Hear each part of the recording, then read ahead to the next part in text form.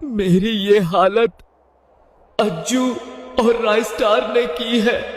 ये सुनकर अज्जू और रायस्टार चौंक जाते हैं। तुंग तुंग आगे बोला, तुम दोनों हर बार मेरा मजाक उड़ाते थे, मुझे मारते थे, लेकिन मुझे कभी बुरा नहीं लगा क्योंकि मैं तुम दोनों को अपना भाई मानता था। और इस बार मेरे जन्मदिन पर मुझे लगा था कि शायद मेरे दोस्त मुझे भी थोड़ा सम्मान देंगे, मुझे अपना भाई मानकर मेरे लिए एक अच्छा सा केक लाएंगे।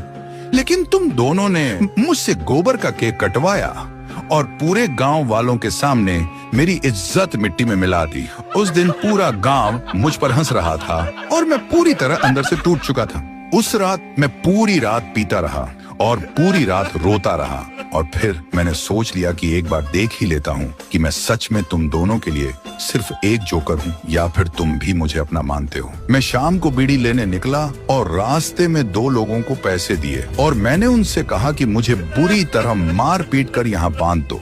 मैं मरना नहीं चाहता था, मैं बस ये जानना चाहता था कि अगर मैं सच में कहीं गायब हो जाऊं तो क्या तुम दोनों को कोई फर्क पड़ेगा। मैंने ये सब इसलिए किया ताकि तुम समझ सको कि तुंग तुंग कोई मजाक नहीं है, कोई जोकर नहीं है, बल्कि तुंग तुंग भी एक इंसान है। अज्जू और रायस्टार दोनों घुटनों पर बैठ गए। आंखों में शर्म थी। अज्जू ने कांपती आवाज में कहा, हमें माफ कर दे तुंग तुंग, हम तेरी हंसी को हमेशा मजाक समझते रहे, लेकिन हमें कभी एहसास ही नहीं हुआ कि उसी हंसी के पीछे तू अपना सारा दर्द छुपा रहा था। दोनों ने जल्दी से तुंग तुंग की रस्सियां खोली और उसे जोर से गले लगा लिया। रायस्टार बोला, आज के बाद कोई तेरा मजाक नहीं बनाएगा तुंग तुंग, तू हमारे लिए मजाक नहीं है, तू हमारी जान है। तुंग तुंग की आंखों से आंसू बह निकले और आज पहली बार उसने अपना दर्द छुपाया नहीं और फिर तीनों साथ साथ खुशी खुशी गांव लौट गए। तो दोस्तों, अगर आपकी जिंदगी में भी तुंग तुंग जैसा कोई दोस्त है जिसका आप हर रोज मजाक उड़ाते हो और शायद कभी कभी उस पर हाथ भी उठा देते हो, लेकिन फिर भी वो हर बात पर हंस देता है, कभी बुरा नहीं मानता, तो ये वीडियो उसे भेज देना